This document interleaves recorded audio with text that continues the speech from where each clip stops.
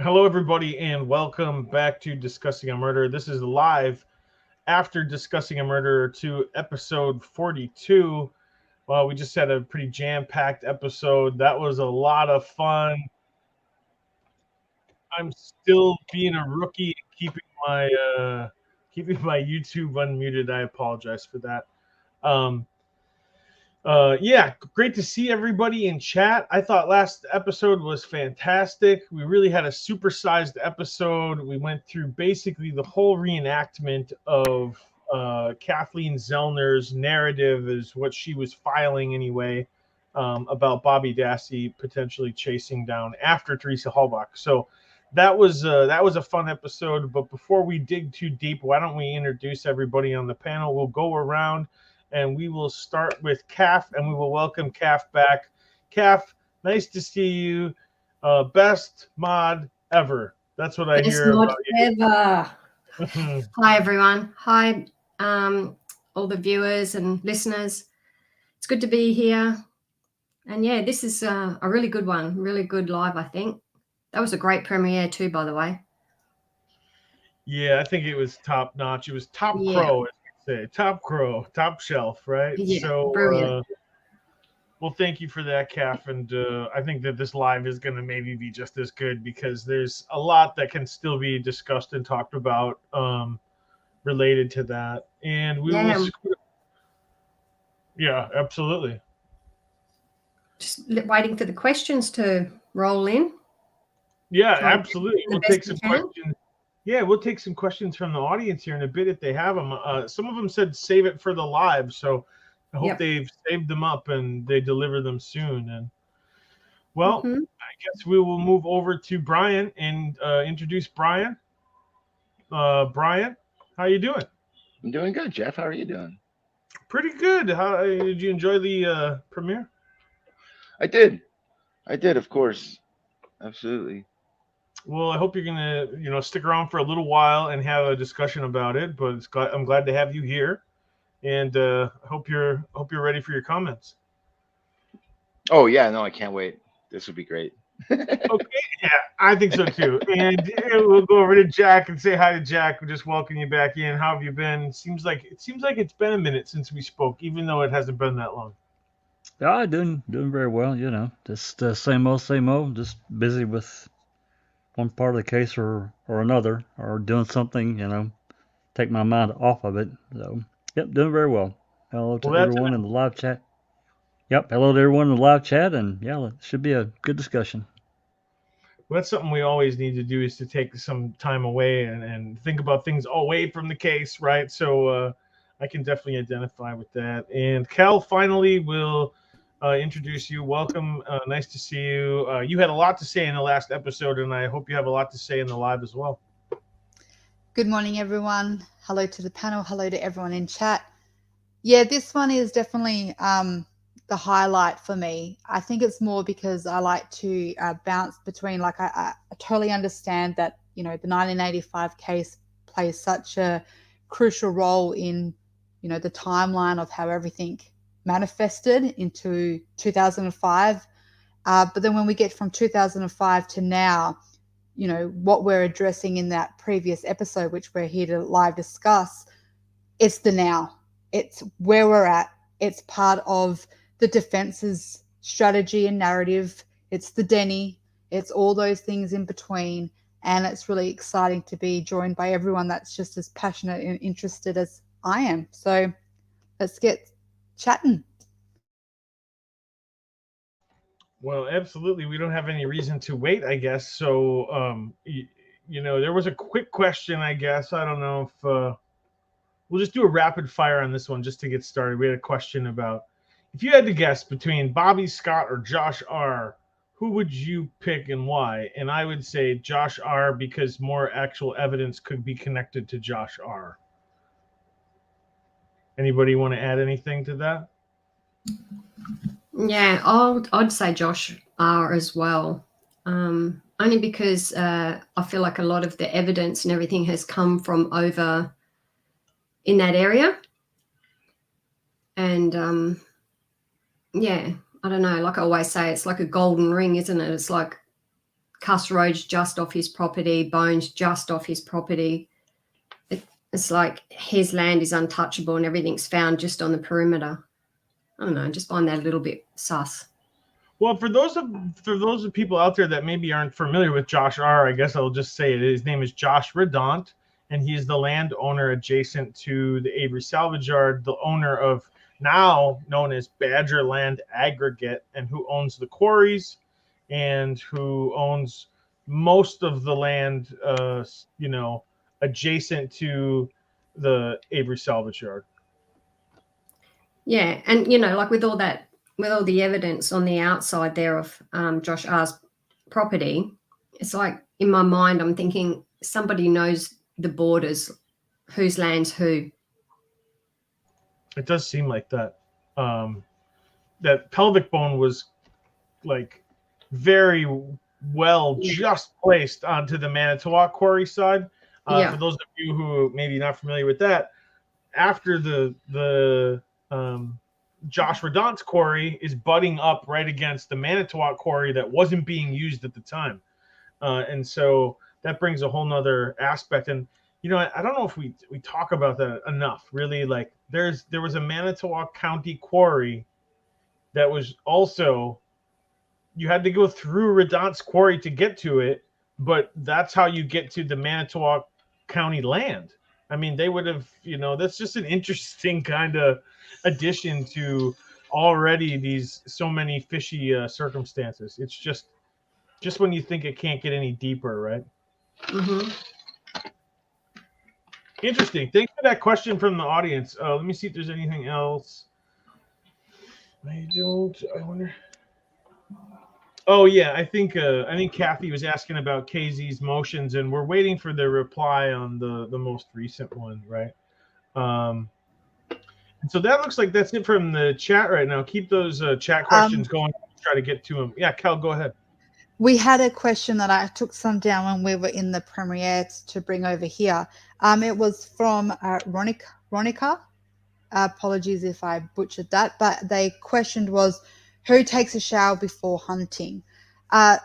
Listen, I'm not a hunter. I'm in Australia. We don't hunt the way Americans do for deer and such. We have obviously our own kind of techniques and animals that we do go through, and I'm not one of them. My husband is, but I'm not. In fact, my husband uses a bow, and he goes out and does cull some kangaroos, and we use kangaroos, rabbits, such and such.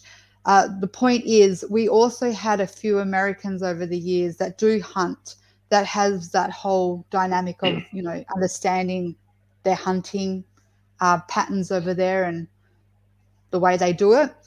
For example, we had Travis, the lawyer, on the last live who came in, and this question was asked again, and it's definitely a question that we see repeated a lot. He actually hunts, and he said for him in general that it is not uncommon to shower, especially when you're bow hunting. And my husband said the same thing, even the principal over here for a kangaroo, because you have to get closer to the animal, unlike a gun where you can have more of a distance, more of a gap, and you can kind of like hide a little bit more. You have to get out there and get closer and kind of creep up to them. And my husband says he showers too. And I asked him, is there more days that you do or not? And he just said, if I've been at work, if I go in the afternoon and I've been out all day, if I've been at work or if I've been at the shop and I've got deodorant on or aftershave, I will have a shower, rinse it all off, and go out there like basically, fresh as I can. And that is what Travis said. Travis said that there is other alternatives. There's special soaps, and there's even things like deer piss, is what he said, where you can use that as a masking tool to kind of distract the animals from your scent. And when we put that in perspective, what do we know about Bobby's timeline in terms of hunting? Well, he had just woken up from a day shift, sleep, allegedly, because he had been on night shift that night before. So there isn't a chance that he did indeed have aftershave on or some kind of deodorant.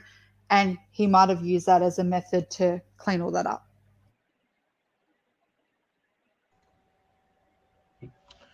Got another question. I hope that satisfies everybody out there. Thank you, Kel. T1, maybe Calf might need to weigh in on this one. How was every bone in the skeleton represented within the cremains? Was Eisenberg lying and misrepresenting the bone evidence, and that's why the state released them illegally? I mean, I can say, first off, we'll never really know, but what are our opinions? My opinion on that one is, I don't know if she was lying and misrepresenting the bone evidence, or was she cherry picking bone evidence to reflect the narrative that they wanted. I think it's one of the two. Maybe she was only picking out specific ones that they wanted to claim came from here, so they could say, look at, in the trial there was a back and forth between the defense and prosecution about where was the primary burn site, right? Where was the primary burn site? And it's important to identify that. And there was a lot of back and forth about where the actual primary burn site was. And so that's why they were trying to use that. Look at, we found a piece of her from all over her body. That's why we're saying this is the primary burn site. So was there some funny business? I would guess either cherry picking evidence and putting it in to do that, or maybe possibly just misrepresenting it, and that's why they were in a hurry to get rid of it. I don't know. I'll open it up to you guys, but that's kind of where I'm at.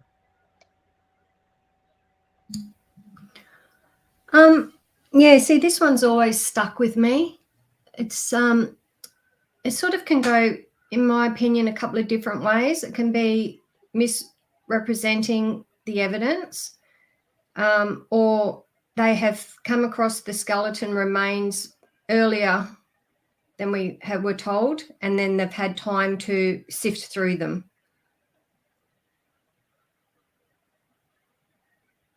And then plant them. Because if you're getting one from each part of the body, you're going to have to know what each part is as well. So you're going to have some knowledge of that. And we run into problems too when you start looking at the various reports about the burn pit from their perspective. I don't, not being there, we can't say for sure. We can only, in my mind, kind of construct this narrative around what these various officers say in their reporting. Because let's just be honest here, they failed to document the scene. Now, there are a couple of, it's speculatory about why that happened, but at the bottom line, Ertl was asked why he didn't, take photos, and he said, the scene had been altered, the area had been altered. I don't, once a site has been altered, I don't take photographs. So, without getting into a lot deeper conversation yet, we can, you have to ask, this was on the 8th. So, I have to ask, did Ertl, kind of walk around the yard and he saw the burn pit, on the 5th or 6th, maybe even the 7th. I think he was pretty busy on the 7th, but and see how things were. He gets called there on the 8th. He can clearly see shit's been moved and shuffled around. And he's like, you know what? Screw you guys. I'm not taking photos of this. You altered what was here. I don't know. But now looking at it now with including everything that we have, that's kind of how it comes across. Can't prove that though. Speculatory guys, don't claim what I'm saying is truth. That's just speculation. Well, we know it's not the primary burn site. Correct. So it can only go two ways. They've come across the bones earlier, sifted through them, and someone with some knowledge of bones has taken a piece from each part of the skeleton and planted it back there. Or Eisenberg is making up her own story. Well, Sturdivant too. Remember Sturdivant's testimony? He said basically there was a pile of bones. There was another one that said the same thing. But if you look at the photo that Reese took, and I know it's not a high def and a zillion megapixel photo, but if there was a pile of bones in that pit, you would have seen them. There's no doubt about it. We would have seen a pile, and it's simply not there. I'll pull that photo up, and you can pop it up while we're talking. Two things to that as well. I just want to know, you got, again, the bones thing. I know about them, but it's not an area of this case that I really like dived into. I know like Kath and other members have, but can I ask what came first? When did Eisenberg really commit to the whole aspect that there was a bone from each part of her body? Was that before Brendan Dassey's false confession, where he stated he put her whole body or helped move her whole body into the fire pit?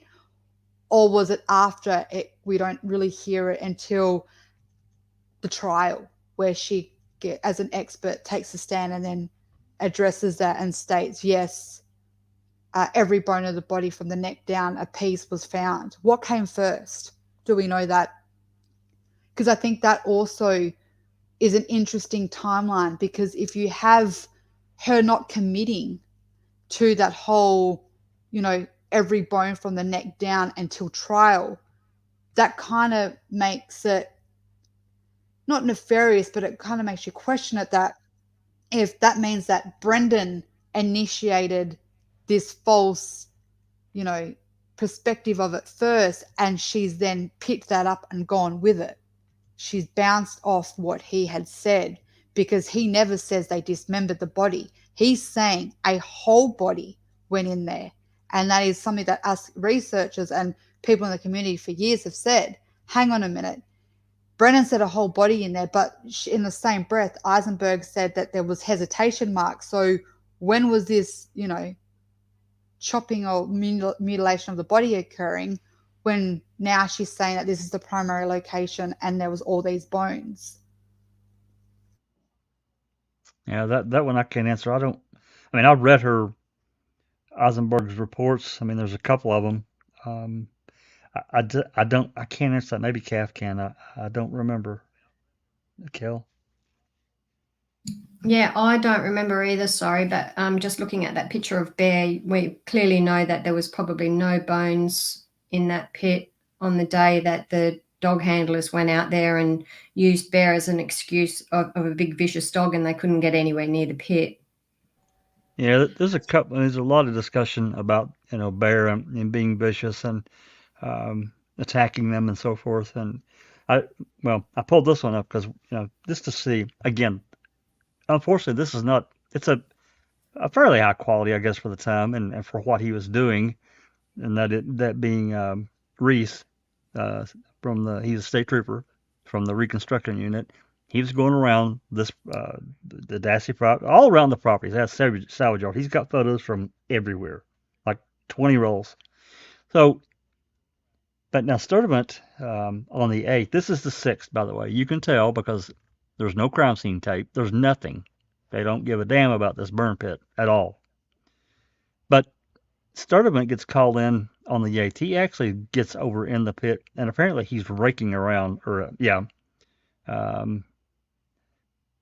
keep in mind also, we'll talk about this as well, and people can comment, and we can pull up the report if anybody wants to look at it. Jason Jost says that he finds what appears to be a vertebrae about 8 feet, somewhere in the grass here. He sees this.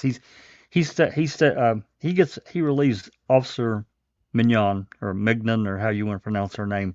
She is a brilliant police officer that's called into, security and to help and blah blah blah, whatever needs to be done. She's also watching. They're calling a guy from the septic service to empty all the septic tanks. I think Stephen had two septic tanks in his yard. A lot of places have dual septic, so that way when one gets full, you can just crank it over, use the other one, call in the septic service, get it emptied, and you're good to go. Anyway, they call the septic service in to empty. This officer Migden is watching him, talking to him, and so forth. And she's also observing this mound and the burn pit area and so forth. It's interesting some of the comments she makes. She seems to be pretty well detailed. Again, I'm not saying she's right. I'm not saying she's wrong. I'm just saying how her report is written to me is really detailed. She seems to be concise. She's not adding a lot of fluff and anything to it. She's just reporting what she observed. So anyway, she's been there with this a septic guy. His truck gets full, and he's going to have to go empty it. And he says it's going to take about an hour and a half. Well, at this point, it's sometime after 12 o'clock. She says, okay. Well, then she calls, I guess, the command center and says, hey, somebody come relieve me. I want to, I guess, get something to eat and maybe grab a jacket while this guy's gone. He's not here. So they send Joss down here. So she leaves. Joseph's here, and he sees these tools around, apparently, this is what his report says, around the burn pit. And so allegedly, this is when he observes this bone. Eventually he finds this bone 8 feet south outside of the burn pit.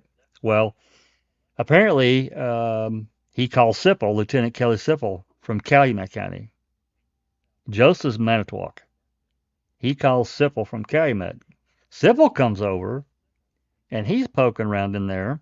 And anyway, by this time, also Migden's back, and she observes this. And now, again, she's been gone for a bit, so maybe she missed some of the stuff, and it's just not in her report because she wasn't there to report it. But she says Sippel is the one that finds bones in the burn pit. Well, then she said that they contacted DCI and they took control, which it either had to be Sturtevant or Deb Strauss. We don't know for sure. So there's just a lot of stuff around this burn pit that I don't know what to trust. Sturtevant. Well, let's get back to Bear before I get too far. We see Bear here. He's just standing there, tails down, doesn't really give a damn. No, this is Reese on the 6th. So he doesn't appear to be barking or growling. He doesn't look agitated, whatever. So let's go back here. What does it look like that Officer Reese is standing? To me, it looks like he's in the pit, right beside it. That's what it looks like to me. I don't know about you guys. Certainly does look like standing in the pit taking that picture. And Bear, look at how the dog is. Oh my god. Bear doesn't give a fuck. I'm sorry. Liar, pants on fire. Look, seriously, if this has gone down the way that they said, they would have been straight in there. They would have rang a vet or animal control and just taken control of the situation and gotten Bear out of there. It's as simple as that. That's right. That's another part of my comment, and I'll shut up and let you guys talk. So you're telling me, I've been arguing with this couple of people, that D.I. Shutter, whoever else was on that scene all the time, they're going to leave a vicious German Shepherd at Avery's while they're trying to do a forensic examination of the property. They're going to leave this dog there that's vicious and snapping and biting at people? Please.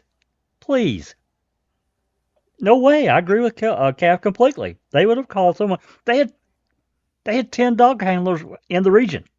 Come on. No way. Anyway, I'll be quiet. You guys can talk. Well, I was going to just say, speaking about the dogs in general, like Jay Jax was just saying, what I never understood is if this was the primary location, if this is where the bones laid, every scent dog, every cadaver dog that was trained, they're instinctively trained to do their job and to smell out human remains, human decomposition, Teresa's scent. Why, regardless whether Bear was being aggressive, I personally feel that these dogs are so highly qualified and so well trained that they would not give a shit if there was another dog there. Their instinct would go running to that pit, sniff it, alert it, and they would want to go in it constantly. In fact, they would be barking at the dog, barking at them, because they were like wanting the attention to get it away, because there's an area of concern there. Not one dog that I've seen in terms of reports go near that pit Right. at the beginning. And that's alarming to me, because they're trained dogs. Whether there is another dog there regarding it, their trained job is to do it, go to it, regardless of the risks, alert. Even if they got to the beginning of it and just sat and alerted, and every dog you would expect to have gone there as the trail, because that was the hot spot, but none.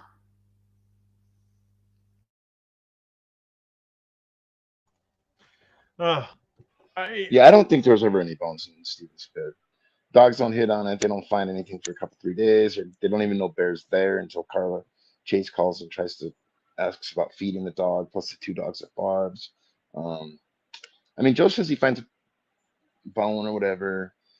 I don't know. They stalled heavy toe too, and then they blamed it on the rain, and then they just kind of they don't take any pictures of it.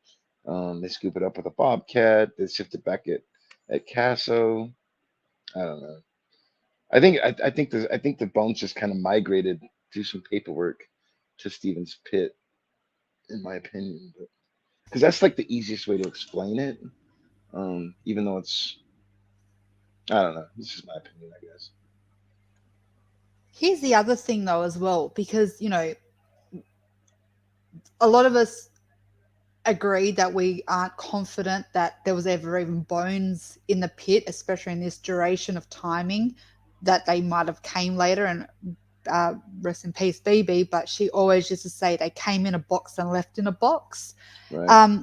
But the reason why I'm bringing this up is because in the latest kind of development in terms of a defense narrative, Kathleen has alleged that potentially it was the killer that was responsible for dumping the bones in the pit in this framing, job. The reason why I'm bringing that forward is because Jay Jack said something that I actually wrote my note as he said it, because it triggered something in me. And that was when, the gentleman wouldn't take photographs because he said, I'm not taking pictures of the pit. It's someone has altered it. I'm just not what's happened here. I cannot believe that wasn't pressed on enough, because that altering could have actually, what's the word? It could have technically been the killer who dumped the bones there. And that's why it looked altered, because it was out of place, because instead of having a skeleton, a whole skeleton in terms of a, outline of it, it kind of just looked like an actual dump site, which didn't make sense to him. So it's really interesting that no one, especially the defense, even in the real time, didn't make him elaborate more on what he meant and why he believed it had been altered, because that, in a sense, could have been a part of a framing, not proof, but an avenue of a framing timeline that the state want Kathleen to prove. And it could have, except, and I mean, but back to that though, that this was Elner saying that Bobby did it, dumped his burn barrel into Stevens Pit, which is totally plausible in a sense, except that then that goes back to the fact that the dogs don't hit on that pit. Nobody sees any bones for 3 days in the pit, and they're just sitting right there on top for 3 days. And that's because I mean, and because Bobby can't do it after the 5th. I mean, he could have done it the morning of the 5th, but he can't do it after the 5th, which means, you know what I mean? Because he wasn't allowed on the property any more than anybody else was. Does that make sense? So I mean, that doesn't mean the cops couldn't have done it after, law enforcement that were on the property couldn't. I mean, they could have done it on the 7th. They could have found the bones at Cuss Road and brought them over and done it on the night of the 7th or morning of the 8th or something like that. But it's Zellner's theory that Bobby did it on or whether it be the 3rd, 4th, 5th, whatever. Who knows what day he would have done it? It's just that then they sat there on top of the pit, and then Bear's there, and Steven maybe is still there. Barb and everybody's walking. I mean, I don't know where they walk, but you know what I mean? You got all these people, but more importantly, you've got the dogs that aren't hitting on that pit. And like you were saying earlier, Kelly, yeah, those dogs should have been all over that pit. They don't care about Bear or anybody else's dog. You know what I mean? They're there to do a job. I feel like Yeah, they would have done it. I want to hit a question real quick that's way back in the chat, but we're trying to keep up on them. Duke Juke asks about the sifting equipment that Ertl used, and I'm just going to read it exactly how it's written so I don't butcher it. Team, what gravel pit do you think Ertl used his sifting equipment at prior to the same sifting equipment was requested to use at the Stephen Avery burn pit? I guess there's something interesting that Duke Juke has about this the sifting equipment. I don't know anything about the sifting equipment. Do you guys know anything about the sifting equipment, or where it was used, or to what manner, or anything? Unfortunately, not. I don't. I again, this isn't. I know a little bit about the bones, but it's not definitely an area that I've really deep dived in. Unfortunately, I can't answer this question. Yeah, I think I'm with you there. I think, God, it's been so long since I read. It's in one of the reports. As best I remember, they borrowed the sifting equipment from, I think, Manitowoc. I think that's right. I don't think they brought any sifting equipment with them, but I think they borrowed it from Manitowoc or another agency. That's convenient, isn't it? That's pretty convenient, isn't it? Well, could it have come preloaded? You know what I mean? Yeah, yeah. You know I don't know. like, it's always something in this case. You know what I mean? I'd have to go back and reread. Yeah. Yeah, I have to go back and reread the report, but it does state where it came from. I do remember that, but I can't remember the specifics. And the reason I pulled this section up, this is all part of Officer Minion's supplemental report. And this is an interesting thing that she says. And if anybody else wants to read it, please go ahead. Better reader than I am, probably, but if not, I can read it. Okay, I'll read it. At 11:20 a.m., we did find a septic tank located at 12932 Avery Road. At 11:21 a.m., M, that's the septic tank driver, did remove the cover of the tank and did place a scraper into the tank. He advised he did not feel anything unusual in the tank. At 11:23 a.m., M was asked to wait while the search dogs went through this area. Now, it's not specific, but they're right there at the house. So what does that mean? I can't answer it. I just know what she's included here. So, and this is on the 8th, by the way. And I have to give a big shout out to Duke Juke. He's the one. I've read this report years ago, but hell, I didn't make any connection. But he did recently and brought this to our attention. And Susan actually read it out the other day on Reading with the Crew. I completely had forgotten about this. So I don't know what it means. It's speculative, I guess, a little bit, but what does she mean by brought the dogs through?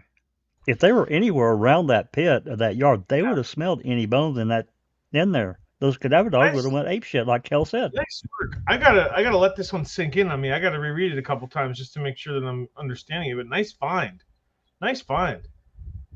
Absolutely.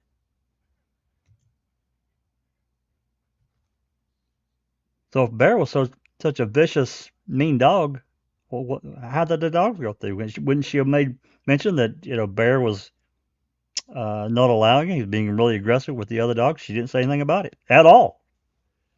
And I think she would have. She's pretty detailed.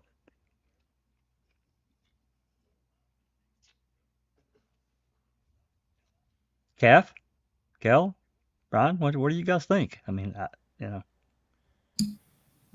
Oh, sorry. I was trying to read something on the bones.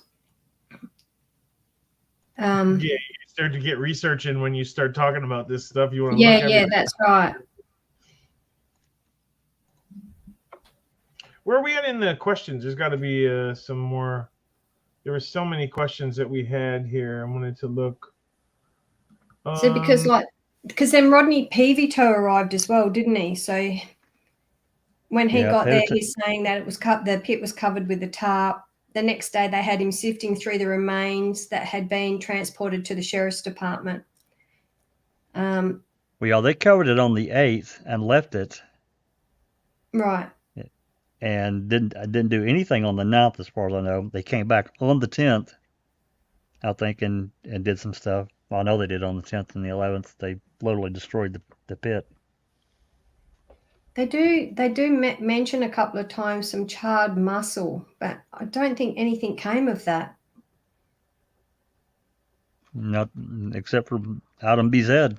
No, I don't think so. I think that's the only thing that got sent off, and that's where they found the 7 loci.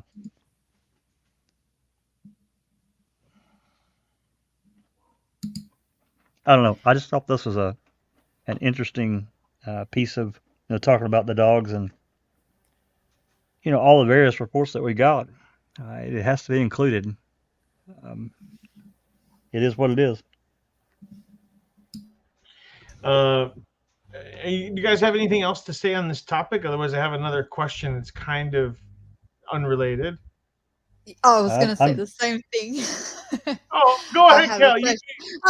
I had a question that I said I was going to read out for someone, but no.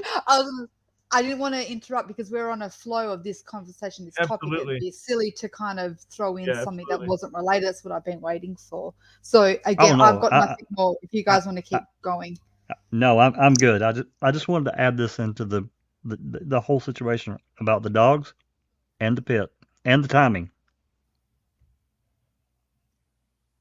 So go ahead.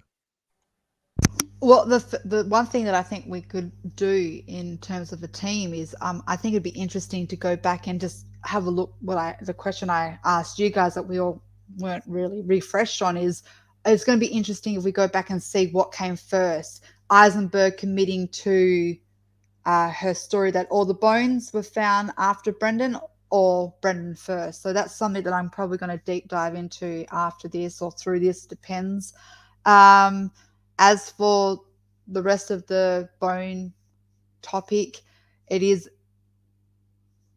does kind of yo-yo in terms of the case, I feel, and I think T1 kind of brings it into one of his comments by saying that it's kind of like a dead conversation lately. It's not that it's not irrelevant or it's not important, but I think it's because in the reality of it, it has been addressed from the courts of appeal, and in terms of that whole fiasco of the returning of the bones, it's been heard. It's now procedurally barred.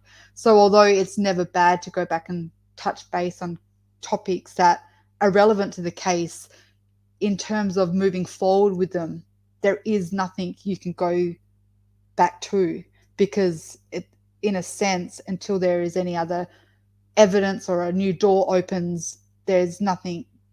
They won't address it. It's over. It's closed. And I did just see a comment saying, is it true that they allegedly found a tooth in the burn pit? I believe that there is an alleged tooth that were in a fragment and they super glued it together. Is that correct, guys? That there was a gluing of this tooth particle? Oh, good Lord. Oh, good Lord. That's right. Dr. Simley glued a couple of pieces together to make I guess, somewhat of a partial tooth anyway. That's right. Sounds totally normal and above board, doesn't it? Well, I mean, if they actually fit together, you could prove that they actually fit together. I guess. Okay, but I guess, yeah. I got a question from Trevin, and it says, well, first off, I want to say thank you and give a shout out to Calf and Rumor Has It for the generous super chats. Appreciate that. So thank you, Calf, and thank you, Rumor Has It. I wanted to get to the question Trevin said, and this is something that might perk your ears up, Jack. and I'll just read it verbatim again. Why has the bloody weapon found in the back of the RAV been something of a myth? And no one knows what it is. Also, about the damage to the RAV, they wouldn't let that be tested. They wouldn't let the damage. They didn't give Zellner. I just heard this from Zellner that they really are resistant to let any testing of the light. Well, I mean, the thing with the blunt and bloody instrument that was in that unfiled warrant, I mean, it's mentioned in there one time, and that's it. That's all we know about it. And, this, to my knowledge, and as far as I know of anyone else, I suspect even Zellner, she didn't have a copy of this unfiled warrant. And maybe she did. I don't really know.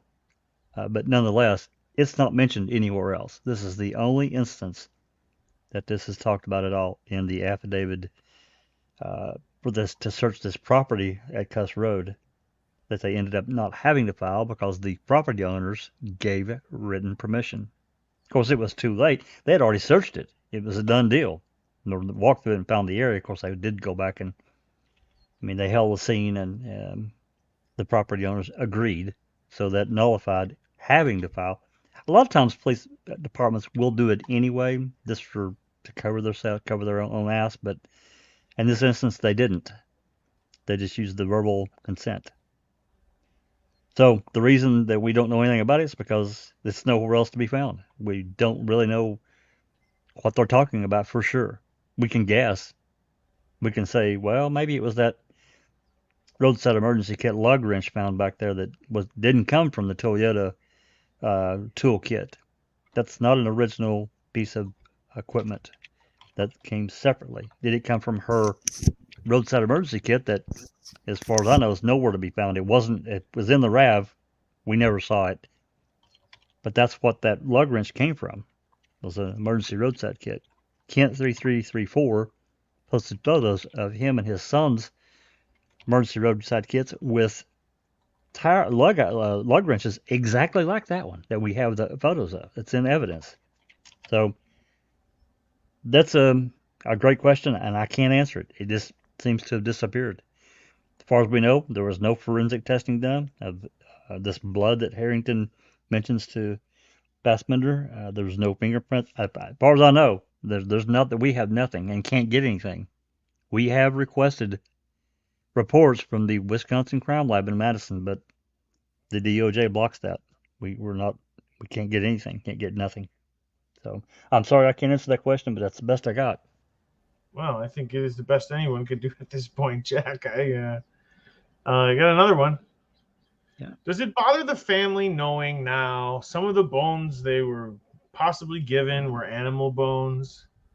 It would probably, surely, almost definitely bother my family. I don't know about you guys at home, but if the I don't know what you would call it, the forensic anthropologist gave you back some remains of your lost one, but they weren't quite sure that maybe some of them might be animal bones, yeah, that would be a little disturbing to me. I don't know, guys. I'm sorry, Carol. Go ahead. No, please, you go first. I was just going to say briefly, it's really hard for me to believe, as much as I dislike the tactics that the state used, and I'm talking about Fallon, Bassbender, and Uyghur. Jacobs was there. It's hard for me to believe that they would go through with Eisenberg's report, pick out bones that they weren't sure were human, and hand back to that family. And this is supposed to be their daughter that they're going to, bury or whatever they're going to do with it. I just find that really difficult that they would do that. That they wouldn't know for sure what they Teresa's were given. bones. Absolutely. I cringe at the thought. Yeah, I agree. And the other thing I was just going to say is I personally, again, my opinion, I truly don't think that the Hallbucks believe that they were ever given animal bones back. I think they trust in the law enforcement. I think they trust in the conviction. And I don't think that they for a minute think that regardless of what the community or what Zellner has put in emotion or put forward, that they actually believe it. I think they not going to say the word hide behind, but I think that they feel comfort in thinking Kathleen's just trying to, shake the tree and see what falls out. But I think that they trust law enforcement enough that they believe that they were done right and that they were given the right bones. Can I add on to that? We don't know that they got the bones, do we? Well, there's no paper trail, I don't believe, that ever confirm that they were given the bones back, only what the state claim that they did. And the Hallbucks have never publicly come out and stated, yes, we were given back. It's never been addressed on that perspective, right. But they've never actually said, yes, no. we did, no, we didn't. So it's an open question, I guess. Well, the chain of custody, if you look at the ledgers, it says, whatever that Whiting funeral home or whatever, but no one signed from that funeral home for those cremains. No one. It's left blank. Hey, I'm going to put up, Duke put this in Discord. He had made a comment or question. He asked me if I could post this. It's just a little bit of testimony. Do you mind if I pop it up right quick? Yep. And then after that, I got a question loaded. I'll hold on to it. Can you zoom in a little bit there, Jack? Is it possible? Just a second. Yeah, I think so. Oh, maybe if you click open in browser. Oh, there you go. I thought wait, hold on. That didn't work. What the hell? I thought I had that open in browser. Let me try that again. Try them again. That's what happens to us. I don't blame us. It's the computers. It's their fault. No, I have to say that one was my fault. All right. I was trying to offer you cover, Jack. A little lie here and there ain't gonna hurt nobody, right?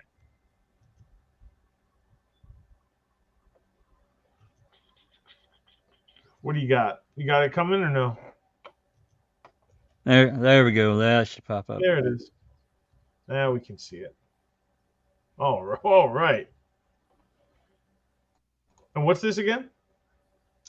Apparently, he had made a comment. I didn't see it in the YouTube. Maybe we can look back and find what his comment is, because I don't know what it is, but he posted in Discord. If I could put this up. Yeah, this is talking about the sifting equipment. Apparently, at 3 p.m. We were. Oh, right. We were talking about that. Yep. We got a request to use our sifting equipment, so it's MTSO. Yeah. They had found an area, a burn pit area behind the garage next to Steven's trailer, and they had been looking in there, and they wanted to use our sifters. We had previously loaned them out for another assignment in the gravel yard. See, he makes a good point. Highlight. And so they had asked for them. And at that moment, we didn't have anything else to do, so we went along. So we didn't have anything else to do, so we went along. Yeah, we didn't have anything. It's we were busy. Come on. But there you go, and it says that the gravel yard. So this sifting equipment was being used, and then it was being returned, and then it was being sent back out for another part. Why not just keep it out there? Why are we doing all this back and forth? Bring it home, bring it back, take it back, move the burn barrels later. Kratz is sending burn barrels back to the scene. Just funkiness, just gunking up the works. Well, and where are they sifting initially? Thank you. Thank you, Brian. About they were sifting in the gravel yard. Really? What were they sifting there? I don't know.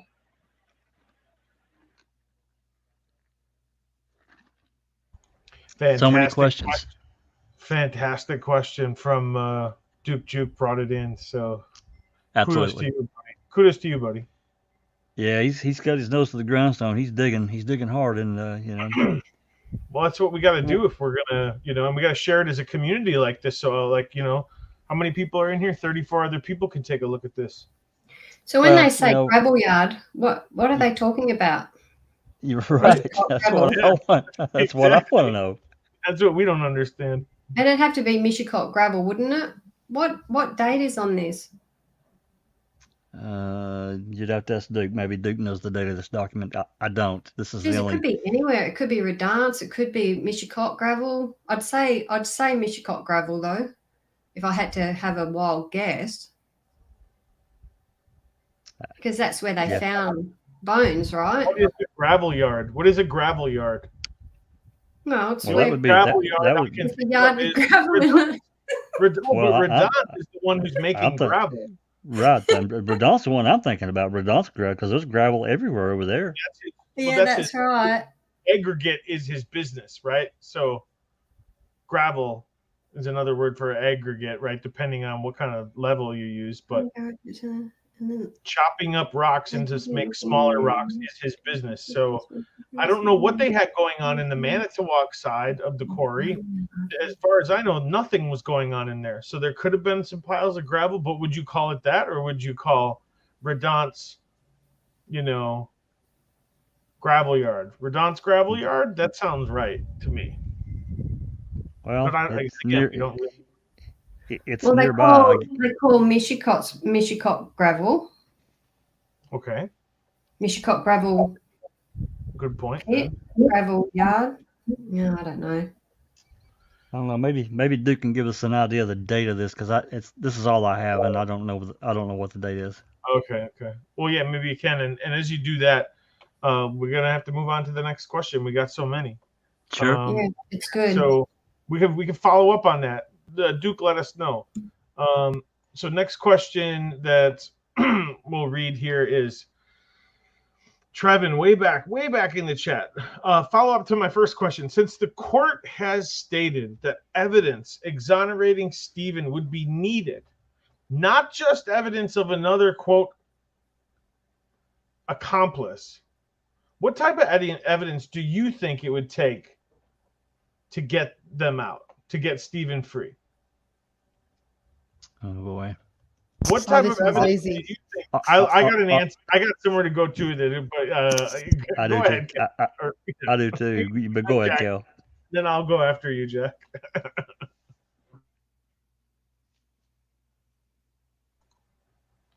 Oh, Cal, did we lose you? Right when it's your turn? No. Well, I can tie this in with Rumor Has It, because she asked the same thing. Well, not the same thing, but she asked if Laura could test the RAV and whatnot. And I've always kind of had the same question, because they never requested to test anything in Brendan's case that I know of. No, there's been no scientific testing request. Yeah, they just argued the confession and they lost on that. Because I do feel that, I mean, there's two issues. Zellner's only arguing Denny, so she doesn't really have to prove anything. She just needs to fit the 3 criteria of Denny and then, make the argument. And that's kind of what she's doing with Bobby. Even though she argues that, in her, that she's convinced Bobby did it, basically. But I think you would need some evidence of somebody that isn't, maybe A23, or some of the fingerprints that are on the RAV that are unidentified. Maybe they could be identified to somebody that's not, law enforcement, or that shouldn't be on the RAV type of thing. I don't know. I was interested in what everybody else thought too, but I don't know what kind of evidence could actually get Stephen out if, say, the Denny argument and what Zellner's arguing doesn't work, I guess. For me, it's always if that been... makes sense. Oh, for sure. And I do wonder about, real quick though, I do wonder about Brendan's case, because unlike Zellner, and no offense to Zellner, but unlike Stephen's case, basically, Brendan actually did move through the court process. So I do kind of wonder if Laura could, if Nyrider could get, and Drizzen could get an argument to argue in court, if they might, even if it's not even that good of an argument, if they could just present something else for Brendan's case, if they might have a little bit more success in the court. And that's why I have kind of always wondered if they could request evidence. But the thing is, Brendan's not tied to any of the evidence, and that's kind of what makes, I'm not an attorney, so I have no idea if that makes sense. You know what I mean? I don't know what argument they would use or why they would want to test it or anything like that. But I do kind of wonder if they might succeed a little bit where Zellner hasn't, because, like I said, Brendan's case did actually move through the court process, whereas Stevens just keeps getting kind of stalled at the Court of Appeals. Yeah, well, I've always thought to myself in terms of the way the legal write-up is and how we've dissected the opinions and the, the way the Denny argument has been structured and everything like that, right? So the issue I have and always thought in terms of balance is I always assume that you would need to have evidence to balance out evidence of a forensic nature. We have, although we all agree that the evidence in this case has circumstantial elements to it in terms of, the blood in the RAV is questionable, the DNA on the key is questionable, the bullet is questionable, all these aspects. And I've always maintained that, it's such a high bar because in reality, if this was any other case, and I know I've said this before, but let's address it. If this was any other case and we all as panel members and people in the community sat back and we were listening to it, and Stephen Avery didn't have the history in terms of wrongful conviction, we weren't aware of the structure of Manitowoc and all the, influential people, whether you believe it's in a little purple circle and how high up things go. If we heard that this gentleman had been found with these kind of forensic evidence against him in any other kind of, case, I think it'd be fair to say that although we may question it because that's what kind of people we are, because that's why we're in a community, we would have that reasonable doubt of his guilt as well. We'd be like, come on, man. Blood in the RAV, like, how do you explain that? You really want us to believe that someone just planted it? And then if you undo that, you have all these other things against you and in a forensic manner, whether they make sense or not. If you take away the backstory, it's quite compelling. And I always thought that that's what needs to apply to get Stephen out. You would need something on that same bar of a forensic, mechanism of having someone's DNA that shouldn't be there. And I still have that point of view.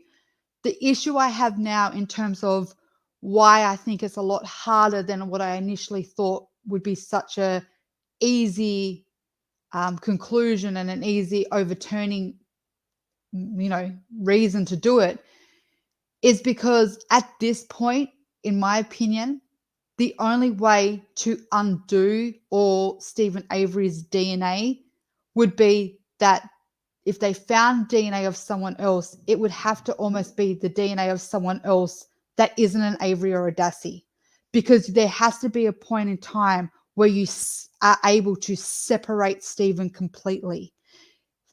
Theoretically, let's just say Kathleen got the RAV again and she did more testing. And let's say she found Bobby Dassey or Chuck Avery or any one of those. The issue is, although it adds Bobby to the equation or anyone else, it still doesn't take away Stephen Avery. And this isn't just me spouting an opinion. This is what we're seeing repeatedly over and over and over again in terms of the courts and the courts of appeal opinion. This is what they're now hiding behind. So the only way, in my opinion, that you have to kind of, make a movement in the case is if we can separate Stephen completely. Because if you can separate Stephen completely, then nothing else would make sense to how his DNA would get there. So let's just say you found, Martinez on it, for example, someone that's got the opportunity potentially, who's, got his DNA there that shouldn't be there. But let's face it, we know Martinez isn't running around with Stephen Avery's blood.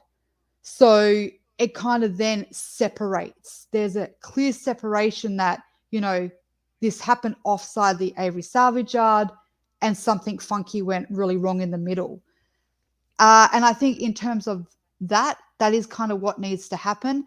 Otherwise, I think we're just going to see the repetitiveness of the state blaming and adding instead of taking Stephen out. My opinion. Yeah, you know, to boil it down to what Kel's talking about, and she's exactly right. If let's just say that they identified whatever, some of the DNA in that RAV, and it was Chuck or Earl or anybody on that yard, they could just say, "Oh well, they're just the unindicted co-conspirator." Stephen could still be there.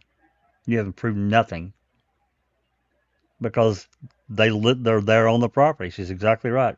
It has to be an outside person. Which Brian brought up A23. That's a really good piece. A13A, which was the SD memory card, didn't get tested. It was ready, but Culhane didn't pull a profile for some reason. Uh, more discussion or investigation about this blunt and bloody instrument, whatever the hell it was, what happened, why was there no testing. Um, but that's a different situation. Me personally, I believe you're going to have a whistleblower or two because I don't think it was just one, but it could have been. But you're going to have somebody come in and say, okay, I just don't personally. I think Kel's right. The state is going to use every everything they can and things that they maybe even shouldn't, like saying words like inexplicable to justify certain things. They're going to use whatever to keep these guys locked up. That's my opinion. I mean, I think that you're right on the blood in the Rav was a signal that said, try to exculpate yourself out of this. You can't. It's really hard. How would you have to explain the blood? Okay, even if you can explain the blood, you need to offer up some sort of a realistic scenario, right? And Exactly right. Juries want somebody to blame. Judges want somebody to blame. Yeah. Yep. Yeah, it really is a totality of the evidence that convicted Stephen. The narratives don't make any sense whatsoever. None of it makes any sense. Stephen doesn't do himself any favors by taking Teresa off the yard either, in that sense. But on the one hand, he does, but at the same time, and again, which kind of goes back to what you were saying, Kel. That I mean, even like because Stephen's very specific from day one that he saw Teresa leave the yard and turn left. So that kind of eliminates Chuck and Earl in Stephen's narrative because Teresa left and she turned left. So the only person that could possibly kill Teresa that's still connected to the yard at that point would be Bobby because he also left. Yet Stephen didn't actually see him leave. So you just have to assume. And then he doesn't see Bobby following close behind Teresa either. I don't know. It's just all a mess. But then you've got all the evidence. You've got the bones in his pit. You've got the key in his trailer. You've got blood in the Rav. And then you add Brendan to the whole thing, and now you've got, which is absolutely ridiculous because now you've got Teresa still alive at 7 o'clock. Yet somewhere she's like holed up somewhere, not in Stephen's trailer because there's no evidence Teresa was ever in the trailer. Not in Stephen's garage because there's no evidence she was ever in the garage. So where's she holed up at till 7 o'clock for Brendan to come over, and she's still alive when Brendan gets over there. But then you've got item FL in the garage with Teresa's DNA on it. So that doesn't make any sense. I mean, I don't know. It's just all a mess, really. I think they did a favor when they at least got to try them separately, in that regards, because I think it would have just, I don't know. But it is amazing that because not just Brendan's story, but I watch a lot of false confessions and stuff like that, and it's just amazing how many people get convicted for just a confession that makes absolutely no sense when compared to the evidence. But you bring up a great point, Ziggy. You said it's the totality, and that's what I was trying to get at. And I just missed that word. It's the totality, and that's why the blood is such a crucial but very high standard, because you could take it away, but the totality is there was more forensic, aspects of the case, and that's why, Dr. Silkman especially keeps going back to how important item FL was, because item FL ended up introducing Teresa Hallbuck into the forensic side of it. So it's almost like because we know the blood came first, but it's almost like someone foreseen that it might still, although it's a strong point, it could also have a weak point. So let's just add a little bit more DNA into this equation where it's not just blood, it's another source. So let's add touch DNA, but let's go one step better. Months later, let's now bring Teresa to him. So that's what I mean. It's the totality, and it's such a high burden on the defense now, because you literally aren't just trying to provide a Denny. You're ultimately, while you're trying to add someone to the equation by saying, hey, listen, someone else could have done it, you have the burden of also trying to remove your client from it and have to prove that he didn't do it, because it's a two-part now, and they created that because, like you said, the blood side of it is you'd have to then believe if Bobby, and that's ultimately where we're at now, everyone. Just, I'm going to say it as really simplified as I can. When Judge A, and eventually maybe even the Courts of Appeal, have to address this is a process that they're going to have to consider on terms of the merit and the law. Do they believe what Kathleen has put forward, although compelling to us, because we can see through all this bullshit? Do they believe that she has provided enough evidence that instead of that a 19-year-old boy with no forensic experience was able to pull off a really, really efficient framing scenario that got his uncle convicted, and framed and planted the whole thing, or Stephen Avery committed the crime and he just bled in the RAV? That is literally your mindset. That's the reality of it. That's the projection that this is the motions built on. Ockman's razor, the simplified answer, or is there enough evidence to support that there really is a framing scenario going on? And the problem with that is there is no test for framing. That's the issue. Well, that's kind of where Zellner's argument falls short, anyways.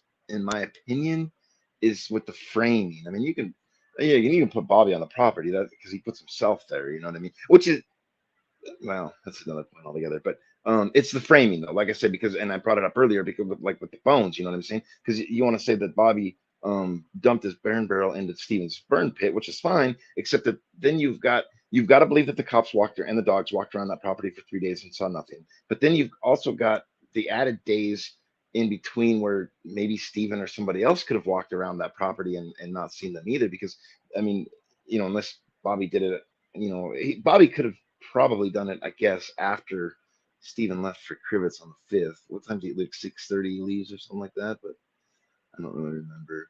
But either way, but I don't know. It just gets to be a mess. But then it becomes even more of a mess after Brendan's confession because item FL and the hood latch DNA. The hood latch DNA, there's absolutely no way Bobby planted that, in my opinion, because they didn't find it until after Brendan's confession. He didn't have access to the RAV at that point. Item FL, I mean, that's a lucky guess on Bobby's part if he's now throwing bullets in the garage with Teresa's DNA 4 months after the fact.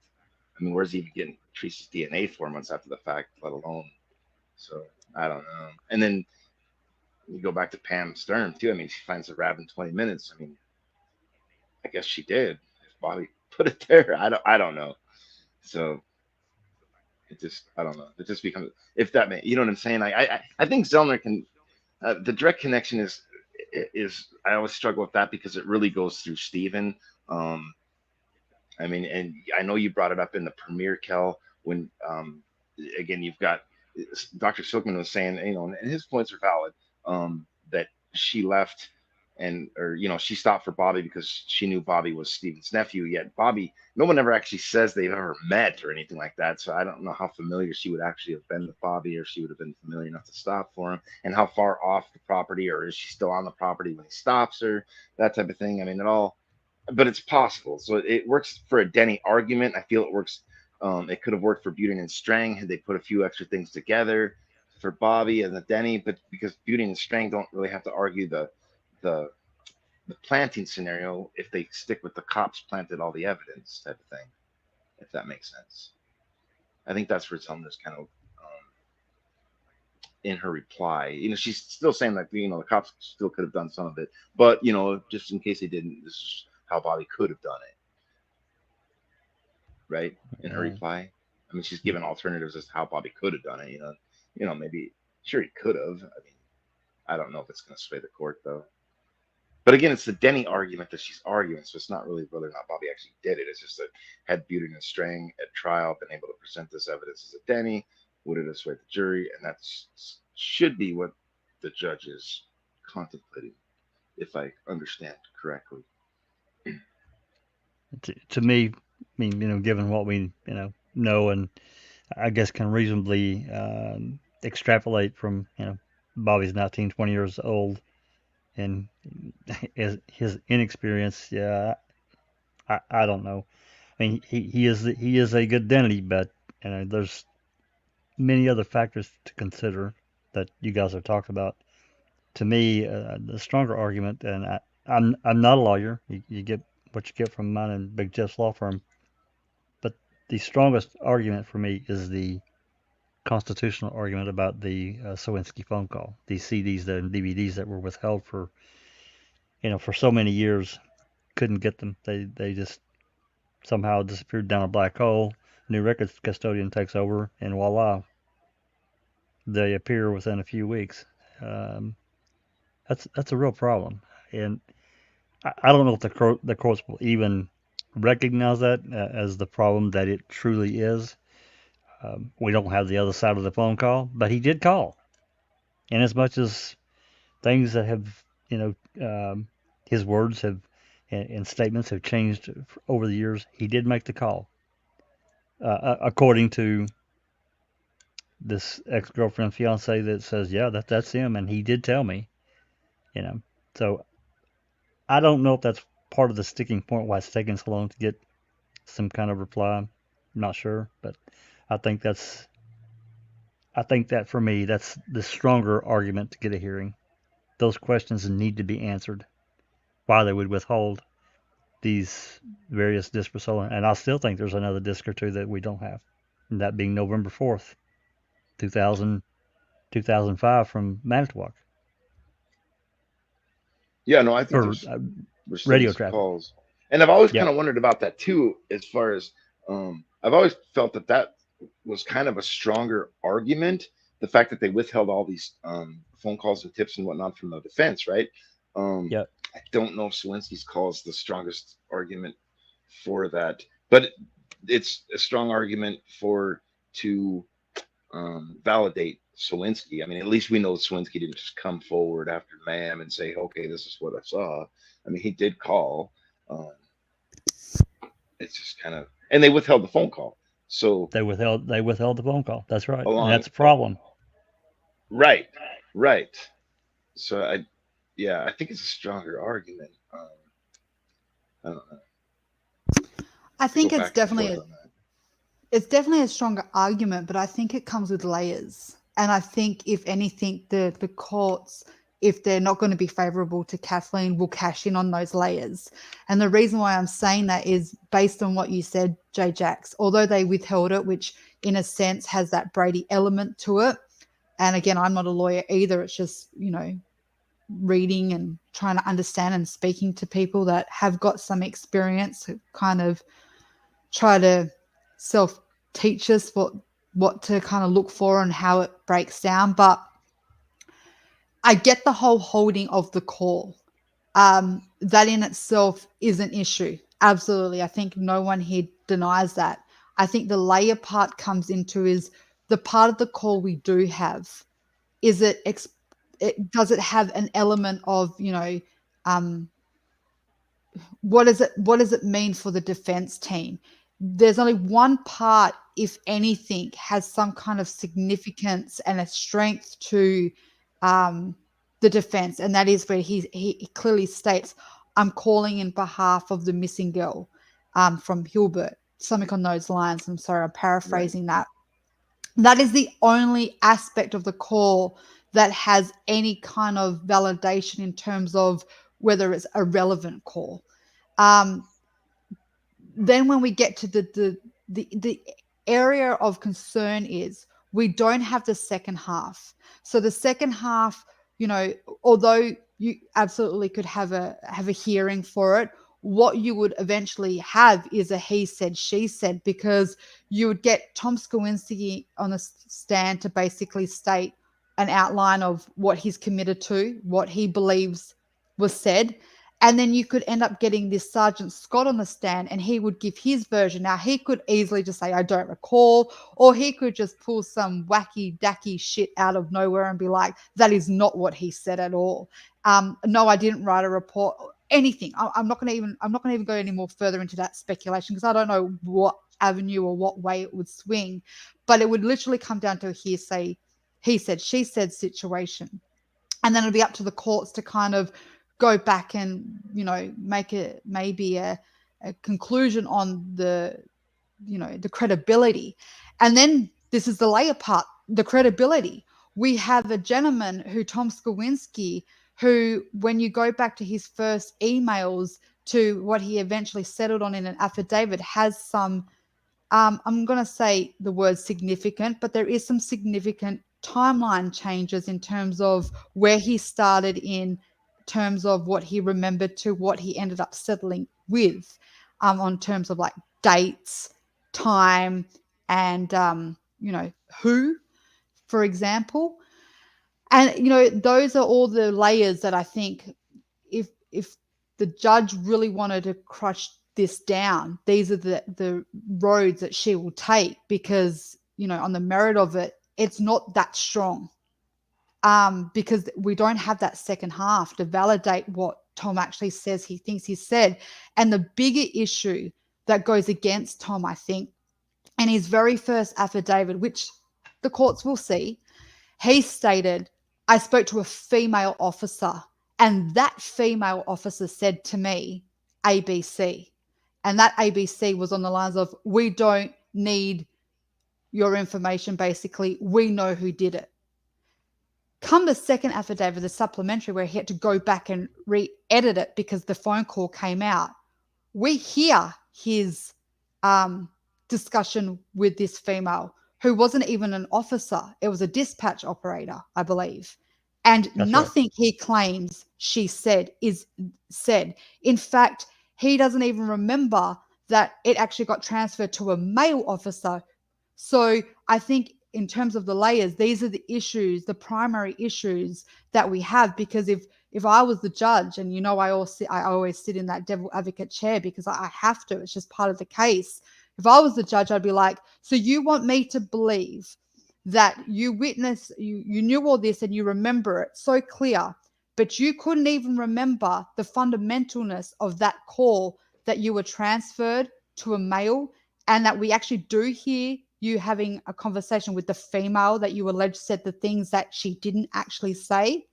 These are the credibility issues. I'm wondering, you say that, Cal, I'm wondering if he made a second call. I'm just saying that. Listen, it could be. I don't know, but these are the issues that we have, because he committed to his first affidavit that it was this female officer that said all these things to him, but we hear it and it's not correct. It's not what gets said. So I'm just saying, in terms of the courts, they can hold on to that and latch onto that as their excuse of why it isn't as important as we think it could be. They will use that to kind of bring it as, you know, the strength versus the Denny aspect of the Brady aspect of it, of the holding. And the state have tried to push forward in terms of their excuse is they're trying to say that it wasn't a Brady. It was, if anything, it was a investigation avenue for the defense. That if they did get it back then, it wasn't a Brady in terms of it was withheld in malice, or it was withheld for any sinister reason, and it violated his rights in any way of a defense strategy, because it would become an investigation tool for the defense to potentially follow up on Tom Skowinski and ask him questions. This is where the layers come back into it, because in that perspective, on one breath, Kathleen is put in an ineffective counsel motion, a petition against these two gentlemen, these two lawyers, by saying that they didn't do their job very well. But now on the next breath, you're saying that they would have actually explored it. Well, which one is it? They wouldn't have explored it because they were ineffective in all other aspects of the case and they dropped the ball, or they would have explored it because they were on the mark. These are the layers that, the judge is going to be like, 2 minutes ago you were complaining of what shit lawyers they are, and you've put in a motion about it, and then in the next breath you're saying that they would have actually investigated it because they were onto it. Well, which one is it? These are all the little simple things that I pick out, and I think, it just brings in a worrisome kind of thought process of where the judge could take it. I hate to be that person that has to be the voice for this Denny Downer shit, but it's a reasonable and it's a fair assumption why I'm bringing it forward, because these are the challenges that I feared could be met. Yeah. See, and that's why I agree with both you, Kel and Jax, because see, on the one hand, they withheld like hundreds of calls, thousands of calls probably, and I believe that some of them they withheld so many of them deliberately because they're hiding something, right? But on the other hand, I don't think it's the Swinsky call that they're hiding. I mean, there's no way Beauty and the String would have heard that. Like, oh, let's figure out who this guy is. You know what I mean? And very frankly, Singlab probably never followed up on it anyways, because he just felt he probably deemed it irrelevant on his own after hearing the tip. But so it would be ironic if, and on the surface, they should take the affidavit that Swinsky put as evidence, and that's what they should base it on. So it would be ironic if in a sense that they're hiding something and it's not Swinsky, yet it's Swinsky that gets the case overturned. And I've seen things like that happen in other cases too, where it's like just the smallest detail. It's like, what? Really? Having a new trial for that? So, I mean, hopefully it works out. Yeah, we know there's other calls that, for whatever reason, we don't have. Their system, I can't really comment on it because I don't really know their system. What is really striking, though, is I said this before, the really nice system that Calumet County seems to have within their system. It was, kind of bullcrap the way they broke up a lot of calls that they didn't need to break. But for whatever reason, they're separated out into multiple files that we've had to marry together to make a complete call. But at the same time, everything is detailed to the minute and per day per channel. It's very concise, despite I know numerous calls have been screwed with or completely cut. But then you go over to the Manitowoc system, and it's like a buster clock. I'm telling you, man, and they're the much larger county, and they had a new system installed in April of 2005. So I have to wonder, as Brian just said, what are they really hiding? I mean, there just seems to be, why would they withhold them? If there's nothing there, why would they have held them back in 2005 from Loy, and or moving forward with Beauty and the String, which I know they requested them, and of course they didn't get anything until August of 2006. And when they did get, they got 30 out of the thousands of calls. They got 30. Stripped of times and dates. Yes. Stripped of metadata. So that's, I don't know, that's a real problem for me, being the reasonable person. But would it have led to anything? I can't answer that. I really don't know. I don't know. I guess I have more questions about the geocaching call probably than the Swinsky call. Well, about the true. geocaching. Absolutely. And that got released the same time as the Swinsky call. That's right. It was, yeah. I have a question for you guys in a sense, going back on terms of like the Tom Skowinski thing though. So let's be real. We know that Tom Skowinski calls in on the 6th of the 11th. So we know he calls in and it was around what, 10, 11 at PM, somewhere in the late evening, the night time. 10:30, I think, or so p.m. Okay, Correct. yeah. Okay, so my question is with you guys with this, and it's a little bit, it's an opinion-based thing, and this is for everyone in the chat as well. We're not going to obviously know the answer, so just whatever comes to your mind. It's a little bit like the bloody instrument that goes missing in terms of, and Castro, like, why didn't they use it then? So in terms of the timeline, Tom Skowinski calls in early, and he's potentially saying, listen, I saw two gentlemen pushing a RAV on the Avery Savage yard. My question is for the panel and for the chat, why wouldn't then, if this was like an interesting, phone call, why wouldn't the state, or especially the prosecution and the law enforcement especially, jump onto that?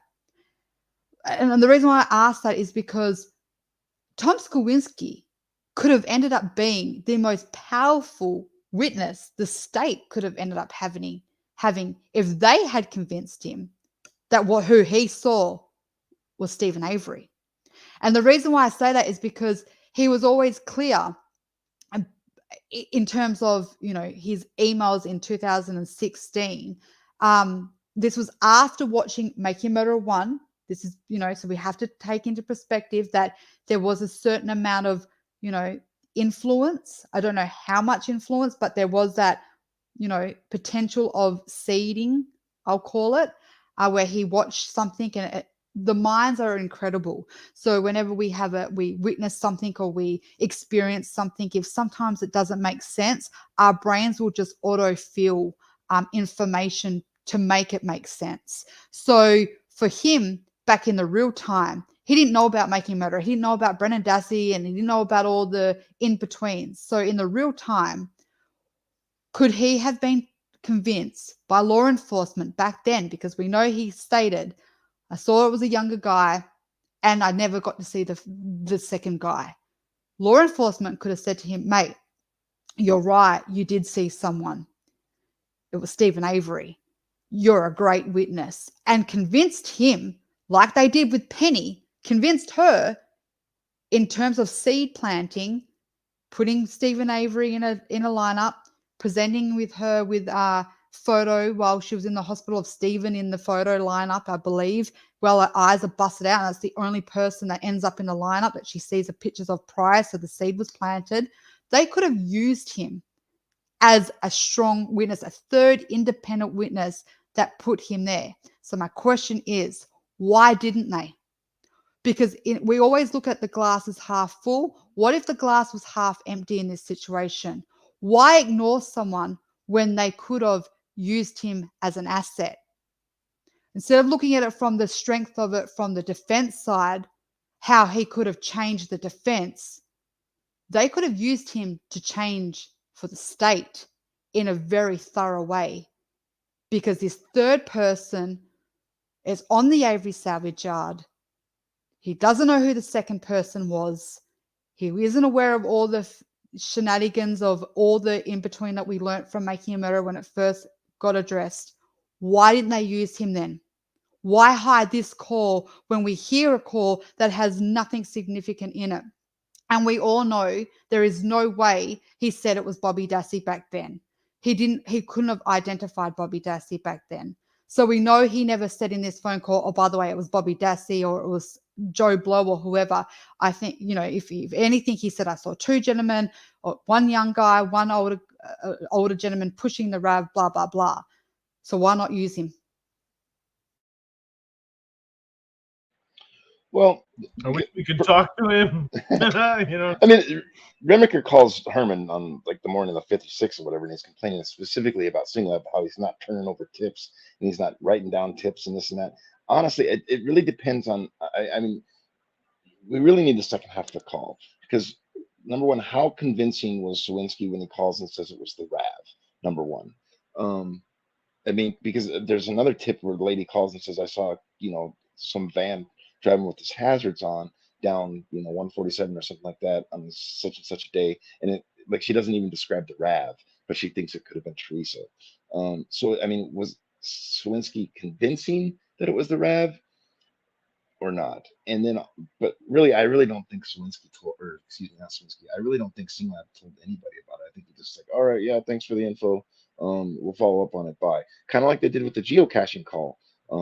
They said they were going to send somebody out. I don't know if anybody ever went out. There's no report. There's no nothing on that call. But I think it's really my favorite call, Brian. I know mine too. I think it's my favorite call now. But I just can't really get over it. Every time my ears perk up like a German Shepherd when you talk about that geocaching call. But you know what I mean? I think they could have, Kel, because I mean he says right in his first email that yeah, I watched Making a Murderer and I didn't realize how corrupt the law enforcement was, but now that I do, here's my story.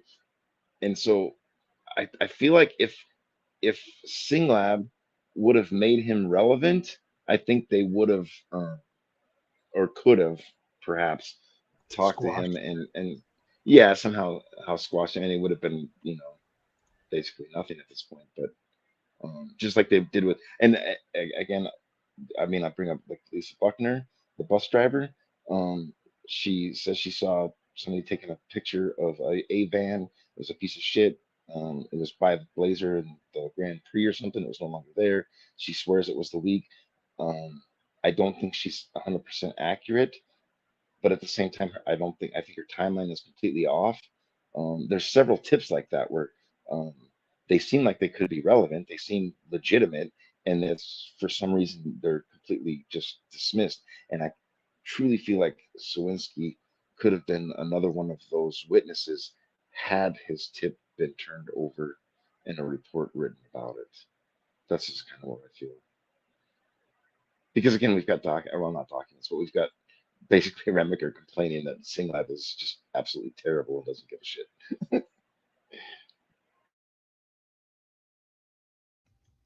Yeah, it's a good question. I don't know. I guess not knowing Singlab really that well. I mean, we hear him some, in dispatch, but um, I don't know. At that point in time, the sixth, uh, you know, they're still pretty early in whatever was going on. I know that there were a number of names getting thrown around to the investigators. Um, I really can't answer. I mean, I think personally for me, this is not a call, but thinking about Cuss Road, if if they found something there, which I think they did, why didn't they just mm, uh, say Avery did this? He moved everything over here to this spot, blah blah blah, and Yeah, nail that's it what I'm there. saying. I They don't could just understand. So I don't know. It's a fair question, but I don't know. I guess it depends really on maybe how Singla felt at the time, and maybe other things that were going on at the time when they called. I mean, because Singla was at the command center there at Avery's, as far as I know, where he was out. He wasn't in the office where we'd have the other half of the call, so he was on mobile. I don't know. It's a good question. I really can't answer why they wouldn't have pursued it, other than maybe Singla felt it was just bullshit and just said, okay, yeah, all right, thanks. That's where I was kind of going, and then that doesn't make it a Brady. Then that just becomes a useless fucking call. And unfortunately, there is no prosecution in terms of a law enforcement making a decision that it just wasn't relevant. He could theoretically get on the stand and say, what this gentleman says he said in the call, I can't remember it exactly, but if the fact that I didn't make a report means that I must have found it irrelevant, therefore I wasn't going to follow up on something that had no guts to it. Again, Well, does that make it Brady? It's Brady because they withheld. It's not necessarily Brady because of what he said. They just held information back, evidence that they had access to that the defense didn't. I mean, that's to me, that's the the Brady hard. kind of goes. I agree, but the Brady kind of goes into would it have changed the outcome of the trial? Does it override if this was given back then, would this have changed the outcome? Yeah. But what I'm trying to say is it doesn't become a Brady because it becomes, law enforcement they get, like you guys have said, there's thousands and thousands of calls coming in. They had to make the decisions, and they have legally the right to make decisions what's relevant and what's not. So Scott could have just took this one on the chin and went, it just doesn't feel relevant to me. So therefore it would never have changed the outcome because it was never going to be followed up, because he made the choice not to report it or forward it or do anything with it.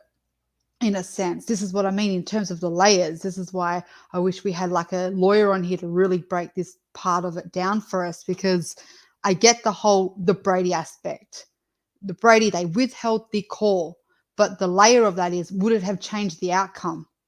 And it's going to be hard to change the outcome if you had Sergeant Scott saying, the fact that I didn't write a report about it means I didn't find it obviously relevant, and I had the right to choose whether I followed up something or I didn't, and I clearly chose at that point it wasn't relevant. Well, that's why I agree with you, Kel, because like I said, there's like a million ways that they could have just they could have maybe used him to be a strong witness for the state, or they could have just debunked him. Like, I mean, I still wonder if some of these witnesses that came forward that we actually know about could perhaps be somewhat relevant to the case, but they just completely dismissed them. Like, I mean, Lurkwin, for example, Lurkwin was never sure anyways. He doesn't even make a good witness, but Butin and Strang called him in anyways. And, he's like, I think I could have seen Teresa leaving, or not Teresa, but the Rav at least leaving at 3:30, or between 3:30 and 4, as he's filling his propane tank and stuff. But he wasn't even sure in that. I mean, you know what I mean? I feel like there's a million ways. I mean, it's not like you see Swinsky sees somebody pushing a car, on some property. It's a salvage yard. I mean, they could have, and again, they get Buckner Fallon gets Buckner to say that it could have been 3 weeks prior that she saw somebody taking pictures. I mean, who knows? I mean, who's pushing a car? Maybe the cars from the auction came back in the middle of the night on a tow truck and were getting dumped off that Earl and Steve went to. Who knows? I mean, there's a million reasons why somebody could be pushing a car in a salvage yard. I mean, granted, 3 o'clock in the morning is kind of odd, but whatever. You know what I mean? There's like a million ways you can take that. Especially, that's why I really wish that Sawinski and Zellner would have at least elaborated a little bit more on why he was so positive it was the Rav. And so that, it's definitely Bobby pushing it. Okay, well, that's cool. But then you've got the accomplice that doesn't make any sense anymore, because it did make sense until you couldn't identify. And I mean, 19-year-old Bobby's, who all is he hanging out with that could have helped him push it? I mean, anyway. See, I'm glad you brought that up. You opened up a window for me to jump through now, because that has, I'm going to be honest with you guys, in the community, that's always bothered me as well. Now, listen, I know why it's favorable for Kathleen that he claims in his affidavit that he saw Bobby Dassey. It's part of the prongs. It gives the whole direct connection aspect to it. It's a really strengthness to it, which is great. But the issue I have is when we go back and we watch when we read the first email in 2016, he watches Bobby Dassey on the stand. He's in Making a Murderer 1. The only take he gets from that is he addresses it isn't Brendan Dassey. He doesn't mention Bobby Dassey. And he has literally an opportunity to, have a flashback of that moment by seeing Bobby, because he's no stranger to Mam 1. Kath was able to dig out the front cover of the newspaper he was delivering for in February of 2006 or 7, I believe. And I'm not saying that he was even delivering back then or he was even living in the area, but on the front page is Bobby Dassey. So these are just the elements that the state could go, you had all these chances potentially to identify him, but you didn't take it. But then you watch Making a Murderer 2.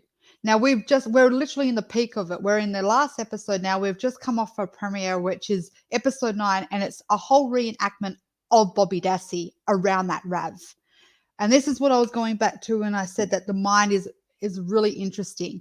When something doesn't make sense, we autofill it to put things in to make it make sense. So if this guy did witness something, which I actually do believe he did. I actually believe that Tom Skowinski did observe a situation he stumbled upon sometime through the week of the 31st and the 5th, early hours of the morning, 2 gentlemen pushing a vehicle, whether it was her Rav or whether it was a vehicle, like you said, Ziggy. It's an Avery Salvage Yard. It could be hundreds of different kind of narratives here.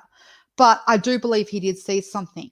The issue that I kind of step back from, I think, there's this wishy-washy part of it is, you know, he identifies Bobby by Making Murderer 2, which is based on Kathleen's defense of Denny and introducing Bobby as her Denny. And I fear that could have that seed planting aspect to it that I keep talking about, like that, you know, you just auto-feeling what would make sense to what you believe you experienced. And I just want to address something for the community and for the panel, and I know the panel, you know, have my back on this one. We got to be, you know, mindful of the fact that we can't, not the word's not hypocritical, but just be mindful of the fact that we all address and accept that Penny Bernstein identified Stephen wrongfully. She committed to him being the perp, and she is one of the reasons why Stephen was prosecuted. And that's not putting the heat solely on her, because I think we all know that there was a lot of shenanigans and bigger boys behind that 1985 situation, but she was the full frontness of it. That's what the law enforcement tried to project, that it was all her fault because she identified him, yet she was wrong. When you go back to statistics that can be found all over wrongful convictions, the top leading reasons for wrongful convictions is misidentification. We have other cases that there's community members that are following.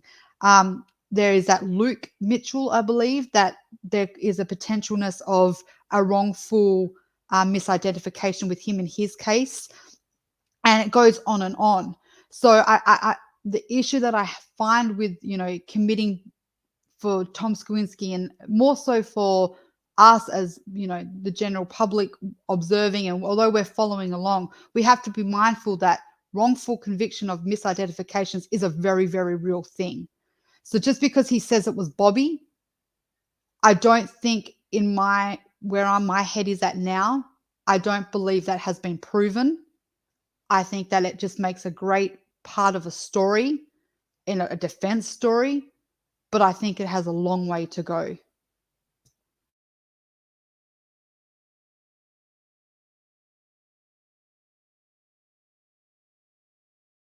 Whew.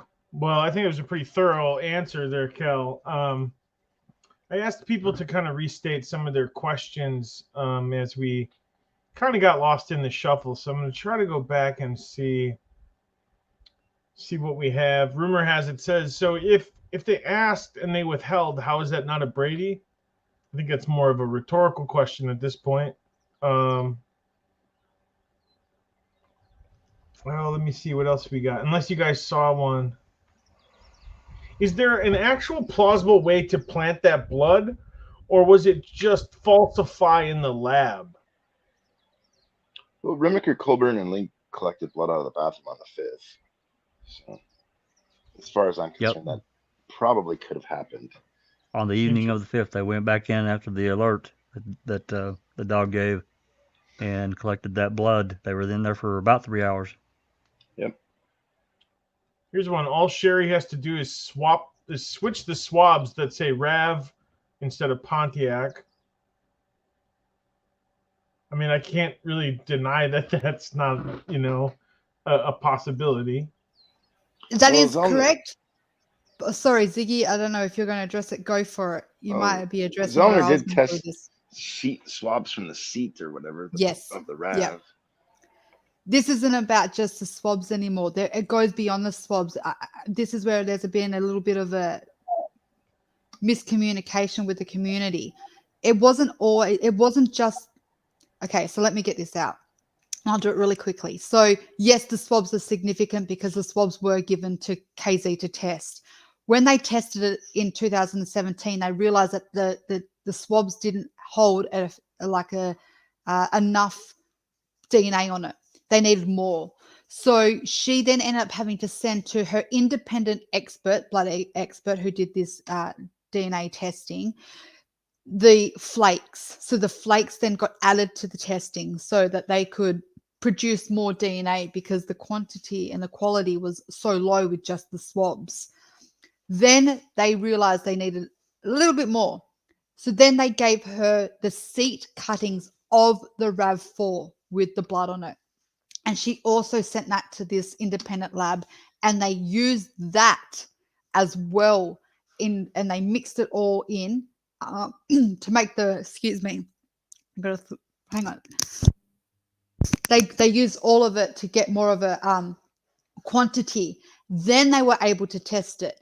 Not only did it come back as the results of the testing of the aging, they also determined 100% it was the blood belonged to Stephen Avery. So it wasn't just swabs. There was 3 other elements, and the seat cuttings is what did it for me, because I went back and I wanted to see whether they could have just given her seat cuttings from, say, the Grand Dam or any other kind of, fabric that could be fooled. They all are quite different. They're different in texture, they're different in design, and they're different in color. So unless Kathleen hasn't caught on to the fact that she's tested another seat cover, theoretically, she's definitely had to have had the right thing. That can't be fabricated in terms of switched, because it would be very easy to do a comparison of the seats in fabric, design, color, and pattern.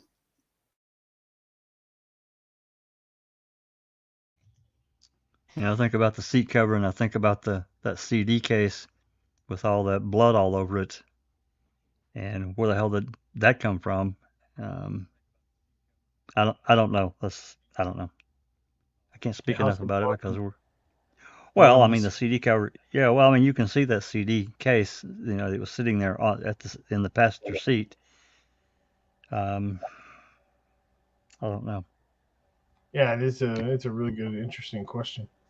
It is.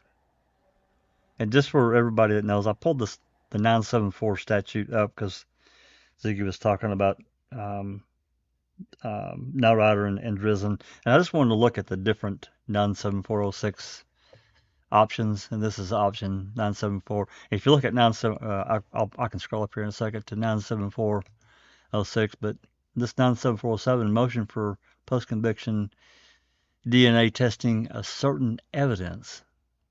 I really wish, and I don't know about Wisconsin, but I personally wish they would turn that RAV over and let Kathleen get it in back from back to front and see what they find.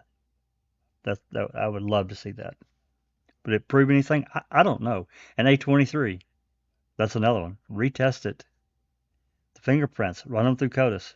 See what you get. May not get anything, but until you do, if you just run it against people that's in that little circle, well, Right. I mean, that's, to me, that's just kind of a little circle jerk. It doesn't really prove anything.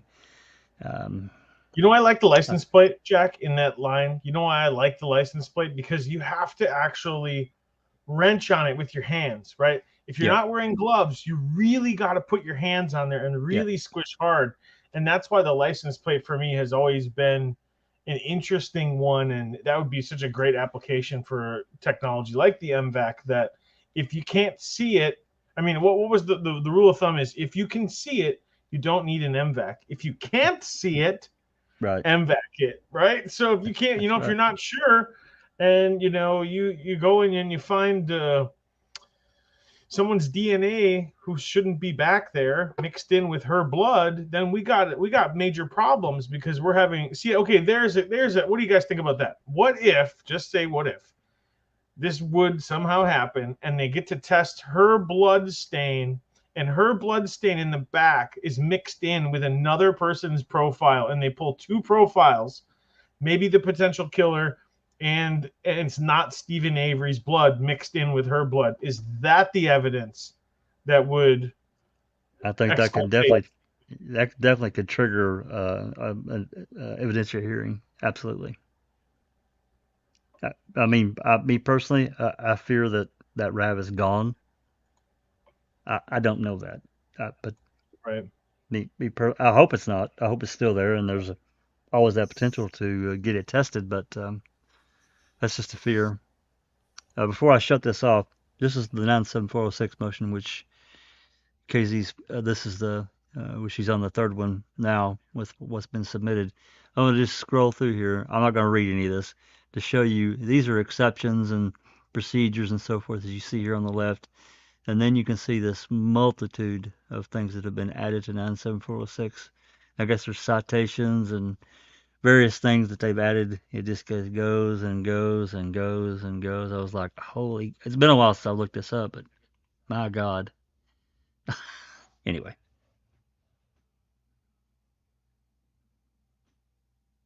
Hey, Kel, do you want to weigh in on that question that I kind of posed? What if the blood stain in the back, where we believe where Teresa Halbach's head probably rested at some point, if that was a mixed profile with another person, would that be enough to exculpate Stephen, or would that be enough to not doesn't go to that length? Like, it would still be short of a straight up exoneration. You would have to go through the process, but that would bring in a lot of reasonable doubt, wouldn't it? I know reasonable doubt's not post-conviction. I'm sorry, but yeah, I was going to say, you got to remember, we have to, every time we speak of this, we have to be mindful that this is post-conviction. This isn't about reasonable doubt. You save that shit for a jury. We're very far from that. But, you know, I think that it would go through the process, and it would be definitely something that if it was a mixed profile with someone other than Stephen Avery, then yeah, you would want to kind of address this. Again, define how strong it is if it becomes someone that was on the Avery Savage yard with Stephen at the very same time. It goes back to that separation issue. It doesn't eliminate Stephen's blood also being in it in the vehicle. So I'm not. It's a great question, but it's one that I think would be definitely better for a lawyer to kind of answer in terms of the legality of it. That I can't address. I just think in common sense, it would be something that you would expect to make movement. But I fear that if it came back to someone again that doesn't have that separating factor from Stephen, it would be like, yeah, and there was a third party. What's your point? Like, things like that. That's just the mentality of how the state and unfortunately the courts are kind of moving in that direction in every response that we're seeing lately. See, I wonder if something like that might help Brendan more, because Brendan is Brendan and Stephen.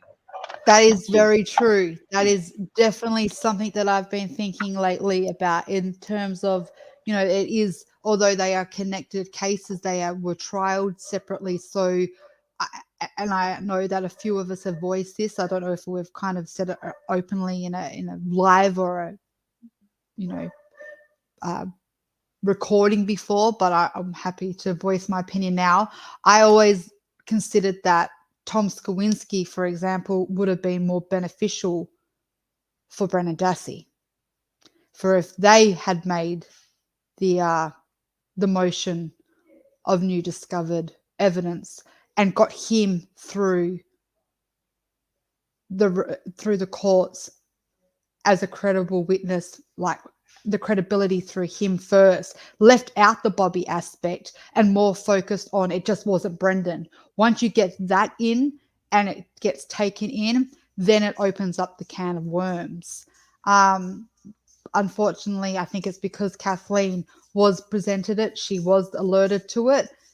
We do know that there is an aspect of timeline in terms of, what you can, if you're going to use something, you have to use it in a duration of time. Otherwise, it can get procedurally barred, because the courts will always say to you, if this came into your knowledge, you should have filed it.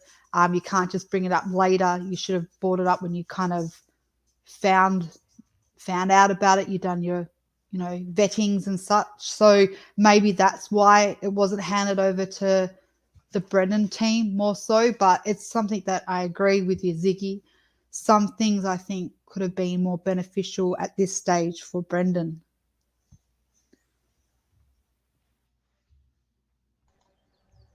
Hey Jeff, I got a reply here from Duke on Discord. I thought this is about the testimony that we read earlier. I'll read it. Oh yeah, I'll read yeah, you what I'll read you what he wrote me.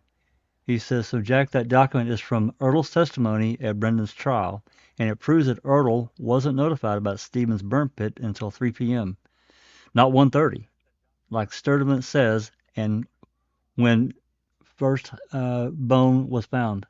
And they didn't even request him and his team and his equipment. They went because they had nothing else going on. It also confirms that his sifting equipment was used at the gravel pit prior to that bones being found behind the Stevens garage, which I'd really like to know what that's about. But okay, so this was from Brendan's testimony, or Brendan's trial, when Ertl testified. So that would have been up into, I'm thinking, trying to remember when Brendan's trial was. Late March, I think, going into April. I think that's right. that sounds about right. Yeah, it's about a month after, or 3 weeks, or maybe a month after Stephen's trial. Thanks again, Duke. Appreciate the Duke. continue Nice work. to Absolutely. filling out the story. It is a questionable thing with that sifting material. And what I always say, if you think that there is some sort of a conspiracy, and that's, I'm not saying that there's a conspiracy, but if you think that there was funny business going on, it's kind of on your shoulders to present what you think may have happened. And that's why I think it's always important to find these kind of things. Like, well, we can't say for sure that that there wasn't some material left over in the sorting equipment, but we can't say that there wasn't either. Do you know what I mean? Like it opens the door for a possibility, and I think that's what we're looking for. So nice work on that. It's pretty cool. I'm gonna have to simmer on that one for a minute, actually. Anybody got any questions else from the chat? Anybody notice anything? There was one just before Sure. saying, here's a question. What's your all thoughts on the deleted voicemails? Who did it, etc.?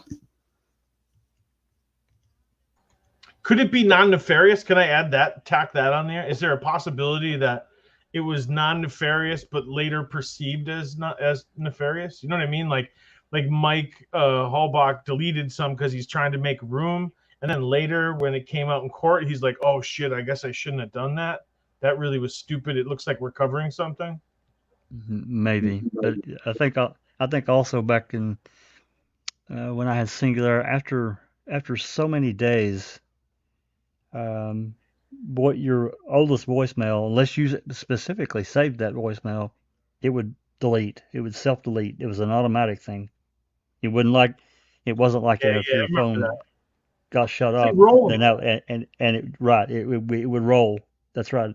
Once a message was on your voicemail system for a certain amount of days, it would fall off.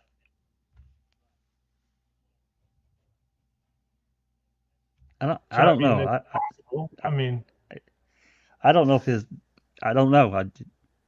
Because we don't know, Mike Halbach was really not that specific on the messages, so I can't answer it. I'm not sure either. I really don't know. I don't know if there's a nefarious kind of element to it, or whether it's like you said, there's like this cycle of just automatic deletions, or for example, for me, who has listened to my voice message and I've gone to click the next one, and then you wait for the next one, but sometimes you just automatically press, like for me, 5, and it just will take you to the next one because it's deleted it. I don't know. I really just don't know. But I guess Mike always put his hand up to say that he was responsible, in a sense that he was the one that was listening to the voice messages. I don't know if there's any evidence or anything that leads that anyone else could have, or why. If anything, the only thing it strengthens is the fact that whether it had any kind of nefariousness to it at all, it couldn't have been Stephen, because Stephen didn't have access to a voicemail and pins and codes, and he wasn't the one that was trying to clear shit.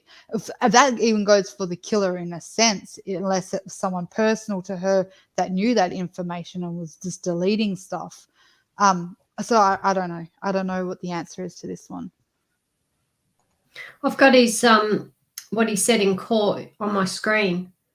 They say to him, "Did you listen to at least some of those messages that day?" And he answers, "I did." Question: "Did you listen to all of them?" "I believe that I did." Question: "Okay, did you save some of them, or save all of them, or skip them, or tell the jury what you did?" So he answers, "Like I said, what was important to me was I knew that the first new voicemail message was from Monday afternoon sometime. So after hearing that, I was, extremely worried, just because she checks her voicemail, a number of times every day. She carries her cell phone with her all the time. So I was worried about that. So when I listened to the first few messages, I ended up listening to all of the messages. But as I listened to the first half or so, I would save them when I was done with them. And then I started to get onto, I end up listening to all of the messages, but as I listened to the first half or so, I would save them when I was done with them. And then I started to get into messages that were, later in the week, Tuesday night, Wednesday.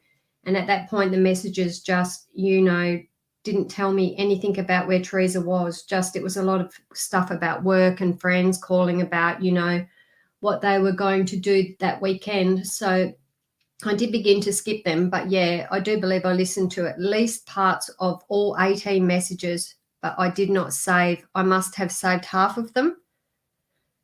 So let's just recap on that. 18 messages were new, which means never listened to before. And the first messages we heard were from the 31st. And he admits to deleting half of them.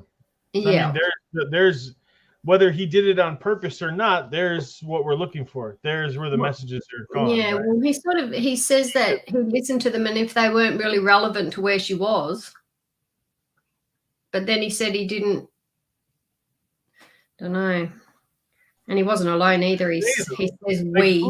Who's to say? Who makes that decision? Does he make that decision? Oh, it's like, what if it was like some guy, like, hey, I was wondering what you're up to, because he's wondering where, I just don't get how him and Ryan and all that and Scott and all the rest of them are over there, and they're printing out her phone records, they're listening to her voicemails, they're doing all this stuff. It's an investigation.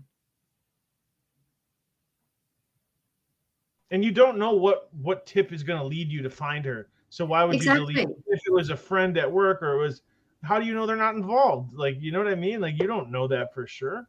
Exactly. I'll play the devil's advocate here, though, in this perspective. I get what you guys are saying, and I agree with you. But I'm just going to throw it in there in terms of it not being as nefarious as we want it to, how we think it could be. If this was us, this was before law enforcement got involved. They were already doing this on their own accord. If we had a family member missing, it's in our instinct to just start looking and trying to process what the fuck is going on. We as family members, we take it upon ourselves to act, and that's their way of trying to help and trying to work it out. Sometimes it's in the back of their mind going, instead of involving the police, because she could just rock up any minute and then we might look like assholes or idiots. Let's just make sure that we haven't missed it. So like he said, in that he was starting to get worried after he started realizing that this was after the 31st, and there was obviously she hadn't been checking because her pattern is she checks, but he was obviously looking for a sign that, hey, are we still going to away, or whatever it is that he could have been looking for, just some sign that where she could have been. So I don't blame them for looking, because I think every single one of us would. If it was your sister, if it was your daughter, your son, your cousin, your best friend went missing, you wouldn't give you'd call the police, but you'd feel helpless just waiting for the police. A lot of people take it upon themselves just to get active themselves. I would too. Break into my sibling's phone. I wouldn't care. I wouldn't think twice about it. The issue I take is the deleting of the ones and making the unilateral decision that this voicemail is not important. And I don't. If you're not the investigator, it's not really your call. That's all I'm saying. Yeah, I sort of agree. I think it's ridiculous that they're all over calls, listening and deleting, and just leave things alone. It could have been the actual killer on those calls. Like my husband always says to me, "What does a murderer look like?" And in this case, sound like. You don't know. Nobody knows, right?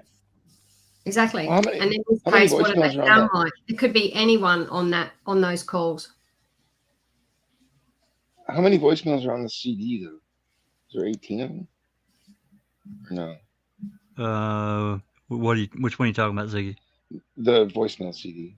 Oh, there's how many did we listen to? Jeff, we played those a couple of weeks ago. Yeah. I thought there was quite a few. I thought there was maybe oh, there was quite a few. There was there is something like that. Like there was quite a few. Maybe it would be good to actually go back. 18. Actually, I don't think 18 would be. I think there was not shit. I'll have to go back and look. I can't remember, but it was somewhere around there. It was approaching 20, if not 20. Oh, okay. You might know better than us because you've seen the files, Well, I made the video that we watched. Yeah. Okay.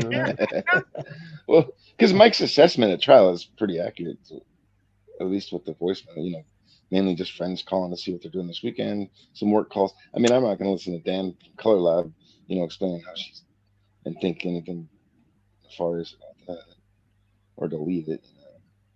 Yeah, I mean, I guess only one. Call from his sister. Kelly calls, leaves a couple messages. He probably the only one that I would even think has any, I guess, real investigatory kind of thing to it would be what's his name? What's his damn? Now I forgot his damn name. The killer. The killer. Yeah. You talk to that guy. Hey, while we're talking about this before, I know we'll probably be getting out of here for long. I was just going through these photos again, and I was just screwing around and looking at the burn pit, but went over to the next file. This is the Dassey yard. There is at least one dog on there. It's in this roll, which I think it's roll 3. But this is a little burn area behind the Dassey property, and there's a second burn area. I didn't even think about this before, and I don't know that it matters. Interesting. There's 2. There's that one, which is clearly got a bunch. Almost on the border of the 2 properties, yeah. Because look at where the fence is. You see where it turns, Yeah. I guess I'm not sure. I'm trying to guess. Oh, okay. Now I can kind of see where it is in relation to those cars. And this is the other burn pit, which is a little. I don't know why they would have 2 burn pits on the same behind the house. I never even knew about another burn pit. Yeah, this is on the behind. Yeah, my bigger point is that the cops weren't interested, as far as we know, in either one. Well, absolutely, because that's not on Stephen's property. It's got to be found on Stephen's property. Well, I know, but I'm just that mindset is like, well, okay, let's go over and check these 2 out because this is kind of weird. There being 2 is a little unusual to me. I mean, I guess maybe they burn different things in different piles. I guess I don't know. It's interesting. It's definitely something I've never even knew about. until And now. then So. let me go back here a few snaps. There's a photo of one dog. This is at Barb's. This is one of the dogs. I'm guessing this is the same dog. It's a pretty shitty photo, pretty far away, but so there's definitely. Remember, this is the 6th. Another photo I'm missing of the same dog, but I think there's a different dog on here too. I think. No, maybe not. I guess that was it. No, same dog. Never mind. I would have waited Anyway. for the other dog. I like dogs. Oh, yeah, I love dogs. We got a great cat. I mean, but he's still got a lot of kitty in him. But he's a good cat. Absolutely Anyway, cool. No, I saw worries. that, and I thought I'd throw it out there because I really had not. I'd seen it, but I didn't really think about it till we were talking about burn pits, and I'm scrolling through, and I'm like, wait, what? 2 burn pits on back there? That's weird. That's wild stuff. Yeah. Well, I guess we are at that point where we are going to go around and do a little wrap it up from everybody, and then say your farewells. And I just want to say that this has been a really fun live. Having everybody in chat and providing questions, and I apologize if we didn't get to everyone's questions. And I'm going to shout out to all those members out there who signed up for their membership today, and appreciate those super chats. And I'll be better about calling those out when I can. It's all new to me, so appreciate you guys coming along for the ride. The chat was awesome. It was off the hook. Couldn't have asked for anything better than that. I hope we lived up to your questions, and we were able to kind of address the things that you had that you'd put in chat. So with that said, why don't we say to Calf first? Calf, why don't you lead us off in the wrap up comments? Wrap up comments. Okay. Thank you everyone for coming. Thanks for having me. I find the question, lots of questions, but lots of fun as well. Like I couldn't really keep up. But you guys seem to do a good job answering them. So well done. And thanks for having me. And thanks for the viewers for coming, and just appreciate everything. Thanks. Thank you, Kath. Appreciate that. And Brian, we'll shoot over to you. Yeah, just for Kath's sake. I mean, it's always fun to chat and listen. Usually I just listen. So that's really all I got. Well, thanks for coming then. Thank you for coming. Thanks for having me. It's awesome. You definitely filled in a lot of blanks for me anyway, so I appreciate your contribution. Jack, anything to say to wrap up anything that we touched on today? Some really good conversations. Some it's always good to get a lot of people together that have knowledge of the case and talk about what we know and what we're thinking and what may be coming. And for me, I'm just waiting like everyone else. Right now, my goal, one of my goals certainly, is to fill in the story as best we can, no matter what comes of it. Right? I want to know more so I can have it in my mind what really happened, whether that affects anyone else or not. Everyone else, if that's a goal for everyone else, I'm glad.